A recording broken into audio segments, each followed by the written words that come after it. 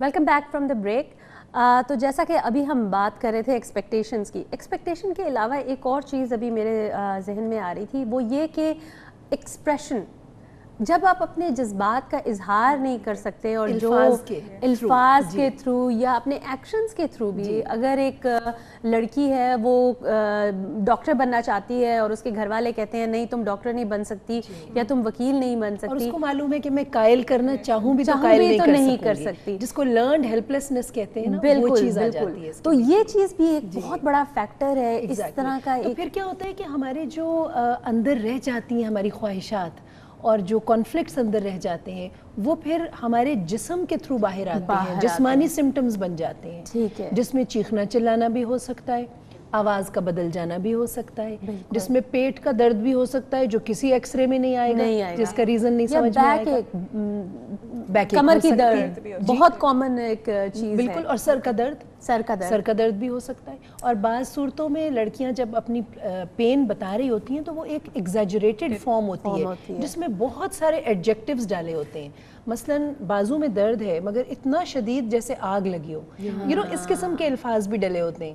تو اس سے بھی ڈائگنوزز میں آپ کو آسانی ملتی ہے، مدد ملتی ہے اگر آپ مریض کی ہر بات پہ غور کریں کہ وہ کس طرح سے اپنے بارے میں بتا رہا ہے. کیونکہ دیکھیے جب تک تشخیص نہیں ہو جاتی تو علاج بھی ذرا مشکل ہو جاتا ہے. لیکن سب سے بڑا مسئلہ تو یہ ہے کہ چونکہ ہماری سوسائٹی میں یہ کلچر بنا ہوا ہے پیروں فقیروں والا اور عامل والا، آپ نورانی بزرگ ہیں ان کے پاس لے جائیں اور وہ پیر جو ہوتے ہیں وہ جو جن کے ہاتھ میں وہ فیتھ ہیلرز آپ کہہ لیجیے کلیکٹیولی. جی بالکل. یہ ہمارے ہاں بھی ہیں اور ہندو مذہب میں بھی بہت ہیں، افریقن کلچر میں بھی ہیں، بہت سارے کلچر ہیں جو ان چیزوں کو پریکٹس کرتے ہیں. انفارچونیٹلی یہ جو جس طرح کا یہ آپ نے کلپ دکھایا ابھی، اسی طرح کی جو بیماری میں مبتلا خواتین ہیں وہ ان کی سب سے بڑی کلائنٹیج ہے.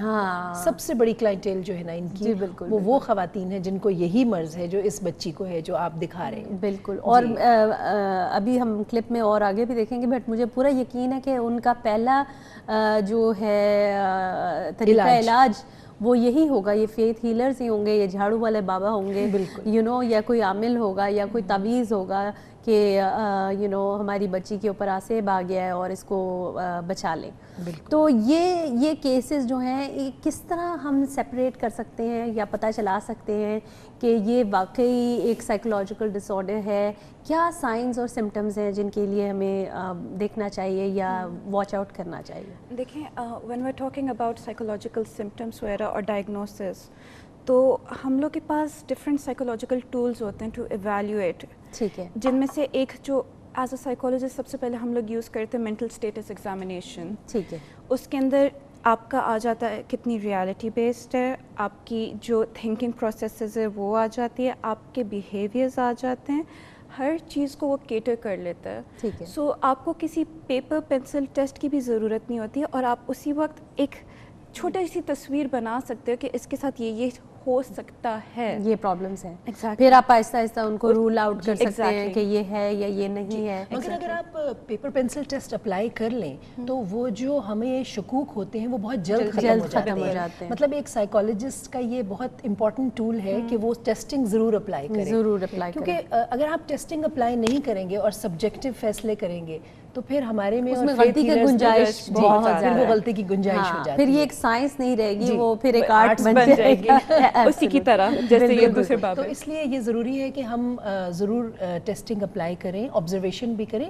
اور ایک اور بہت اہم بات کہ جو مریض آیا ہے اس کے ساتھ جو اس کو لے کر آیا ہے اس کی بھی بات سنیں، کیونکہ یہ بہت امپورٹنٹ ہے. کیونکہ مریض تو مریض ہے، وہ تو اپنی بات بتا رہا ہے. اب جس طرح یہ کیس ہے کہ یہ لڑکی جو ہے یہ بالکل کمپلیٹلی آؤٹ آف کنٹرول ہے، تو ظاہر ہم اس کے ساتھ ٹیسٹنگ شوہر سے، بچوں سے، ماں باپ سے ضرور پوچھیں. اور اس سے بھی ہمیں بہت امپورٹنٹ باتیں پتہ چلتی ہیں کہ کیا ہے ان لوگوں کا رویہ، ان لوگوں کے بات کرنے کے انداز سے پتہ چلتا ہے کہ وہ بچی کو گھر میں کس طرح رکھتے ہیں. ٹھیک ہے. اگر شوہر کنسرن شو کر رہا ہے یا شوہر بالکل اس کا کوئی ایموشنز ہی نہیں ہے، یا کنسرن بھی ہمیں پتہ چل جائے گا کہ گھر میں بہت نان ایموشنل انوائرمنٹ ہے. بالکل. جی. تو آئیے ذرا واپس چلتے ہیں کیس اسٹڈی کی طرف اور دیکھتے ہیں کہ اس لڑکی کے ساتھ آگے کیا گزرتی ہے. آپ کی بیٹی کی یہ حالت کب سے ہے؟ میرا خیال ہے تقریباً 3 سال ہو گئے ہیں.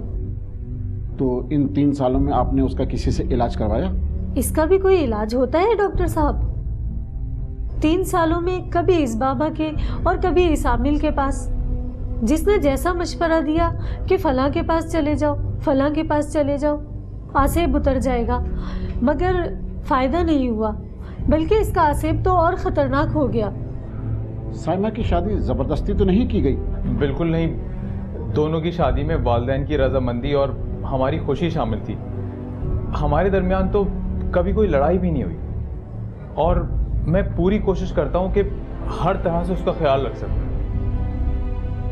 شادی سے پہلے سائمہ کسی اور کو پسند کرتی تھی؟ نہیں نہیں، ایسا بالکل نہیں ہے. میری بیٹی ایسی نہیں ہے، بلکہ ہمارے گھر کا ماحول ایسا نہیں ہے کہ ہمارے گھر کی لڑکیاں کسی غیر مرد سے سلام دعا بھی کریں. جب سائمہ کو دورے پڑے تھے تو آپ یا آپ کی والدہ وغیرہ نے کوئی تشدد؟ نہیں ڈاکٹر صاحب، بالکل نہیں. اللہ کا شکر ہے ہمارا گھرانہ پڑھا لکھا اور سمجھدار ہے.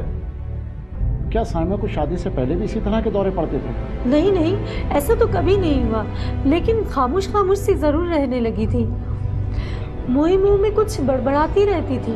میں سمجھتی تھی کہ شاید پڑھائی کا اثر ہے، کیونکہ سائمہ کو پڑھنے کا بہت شوق ہے. سبق یاد کرتی تو کرتی ہی رہتی تھی، اور کبھی کبھی تو گھنٹوں یا پورا دن کتابوں میں سر کھپاتی رہتی تھی.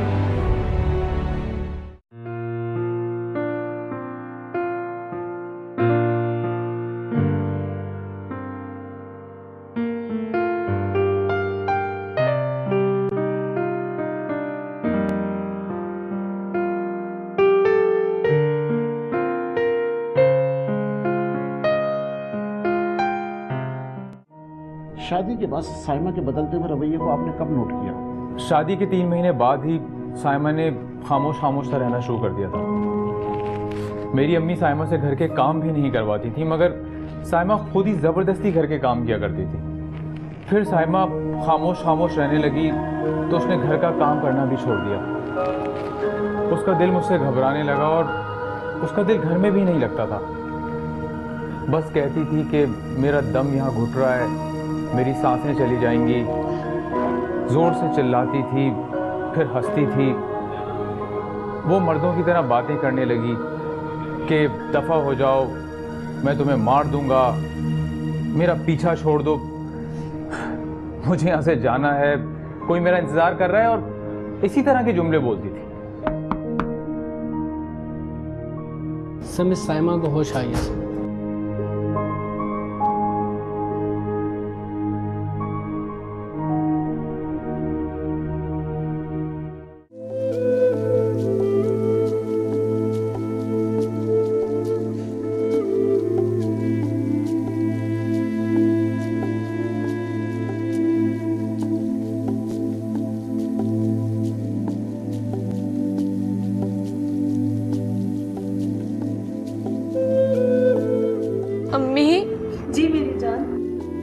میں کہاں ہوں؟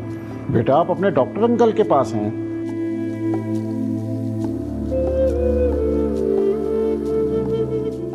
Welcome back. نوشین، جیسے کہ بھی ہم نے دیکھا اس سیگمنٹ میں کہ اس بچی کا رویہ کتنا مختلف ہے، اسٹرینج ہے، ڈرامائی ہے، اور اس کے اندر سے اس کی آواز کی جگہ ایک مرد کی آواز نکل رہی ہے. تو یہ تو نہیں ہے کہ یہ ڈسوسیٹیو ڈس آرڈر ہے یا پرسنالٹی اسپلٹ پرسنالٹی کا کیس ہے، جہاں پہ ایک شخص جو ہے وہ اپنی 2 ڈفرینٹ شناخت بنا لیتا ہے، وہ جیکل اینڈ ہائیڈ والا. ڈاکٹر بالکل، اس میں آپ یہ سمجھ لیجئے کہ یہ ڈسوسیٹیو آئیڈینٹی ڈس آرڈر کی طرف بات جا رہی ہے، کیونکہ یہ ایک واحد ڈس آرڈر ہے جو ہمیں DSM میں ملتا ہے کہ اس میں وائس بھی چینج ہو سکتی ہے، اور اس میں آپ کی لائکس اینڈ ڈس لائکس بھی بدل جاتی ہیں. بالکل، مطلب پرسنالٹی بالکل ٹوٹلی ڈفرنٹ ہو جاتی ہے. اور اس میں یہ ہوتا ہے کہ آپ کسی زمانے میں اس کو اسپلٹ پرسنالٹی کہا جاتا تھا، اور اس پہ بھی بہت موویز بن چکی ہیں. بالکل ایگزیکٹلی. مگر اصل میں جب یہ پورٹرے ہوتا ہے تو یقیناً اتنے ڈرامائی انداز میں نہیں ہوتا جتنا کہ موویز میں دکھایا جاتا رہا ہے. تقریباً کم و پیش ویسا ہی جیسے کہ آپ نے ابھی دکھایا ہے اس انیکٹمنٹ میں، اسی طرح سے ہوتا ہے کہ وہ شخص جو ہے، وہ جو لڑکی ہے، وہ یہ دیکھتی ہے کہ جو مرد ہے وہ سمبل آف پاور ہے اس علاقے میں. سب کانٹیننٹ میں جو مرد ہے اس کو سمبل آف پاور سمجھا جا رہا ہے. Patriarchal society. تو جب وہ اپنی دبی ہوئی خواہشات کا اظہار کرنا چاہتی ہے تو اس کو ایز اے عورت تو اس قدر سپریس کر دیا گیا ہے نا کہ وہ عورت کی آواز میں بھی نہیں کر پا رہی. وہ یہی سمجھ رہی ہے کہ اگر روبو دبدبا بھی رہی تھی کہ میرا دم گھٹ رہا ہے, میرا دم گھٹ رہا ہے, مجھے سانس نہیں آ رہا. تو جو لڑکیاں ہیں وہ اپنی خواہشات پہ بھی, جن پہ انہوں نے عمل نہیں بھی کیا ہوتا, صرف خواہشات پہ بھی گلٹ فیلنگز میں مبتلا ہو جاتی ہیں, شرمندگی میں مبتلا ہو جاتی ہیں, اپنی سوچ پہ بھی شرمندگی میں مبتلا ہو جاتی ہیں اور اسی کو ایک ڈس آرڈر کی شکل بنا لیتی ہیں. اور جو اس کیس کا بہت ایک انٹرسٹنگ جو پوائنٹ ہے, اگر ہم لوگ نوٹس کریں, اس کے پیرنٹس آلریڈی اس کے لیے ڈیسیشنس بنا رہے تھے, اور وہ یہ کہتے ہیں نہیں ہماری بیٹی ایسی نہیں ہے, یہ ایسا نہیں ہے. تو آپ نوٹس کریں وہ بچی آلریڈی اپنے آپ کو ایکسپریس نہیں کر پا رہی ہے, اینڈ سم وے یہ بھی ہو سکتا ہے اس میں وہ guilt who as a woman کہ وہ اپنی آواز اٹھائے اپنے پیرنٹس کے اگینسٹ. جیسے کہ انہوں نے کہا کہ ایز اے میل فگر وہ ایکسپریس کر پا رہی ہے, لیکن ایز اے فیمیل وہ بہت زیادہ دبی ہوئی ہے. مجھے یہ بھی ایک تھوڑا سا کنسرن آ رہا تھا کہ جس طرح یہ کہہ رہی ہے کہ مجھے سانس نہیں آ رہا اور اس کو تھوڑا سی انزائٹی ہو رہی ہے, ہائپر وینٹیلیشن ہو رہی ہے, یہ کہیں پینک ڈس آرڈر تو نہیں تھا؟ دیکھیں ایسا ہے کہ کوموربڈ تو کچھ بھی ہو سکتا ہے ساتھ نا, انزائٹی بھی ہو سکتی ہے, ڈپریشن بھی ہو سکتا ہے. بعض لوگوں کو لگے گا ہمارا سانس گھٹ رہا ہے تو بعض لوگ رونے لگ جائیں گے, دونوں میں سے کچھ بھی کیفیت ہو سکتی ہے. بعض چپ کر جائیں گے, بہت کم بولنا شروع کر دیں گے, کچھ بھی کر سکتے ہیں. مگر اصل بات یہ ہے کہ اس کی تشخیص جو ہے اس میں مرگی کے دوروں کو نہ شامل کر لیا جائے, اس کے ساتھ جو ہے کہ وہ ڈفرینشیل ڈائگنوزس اچھا سا ہونا چاہیے, جو اس سے ملتی جلتی چیزیں ہیں ان کو رول آؤٹ کریں, جس میں سب سے پہلے تو آپ فزیولوجیکل اور نیورولوجیکل ڈس آرڈرز کو رول آؤٹ کریں, یعنی کہ پہلے پورا ایک میڈیکل میڈیکل ایگزامینیشن ہو اس کا. آئیے یہاں پہ ایک چھوٹی سی بریک لیتے ہیں ناظرین, بریک.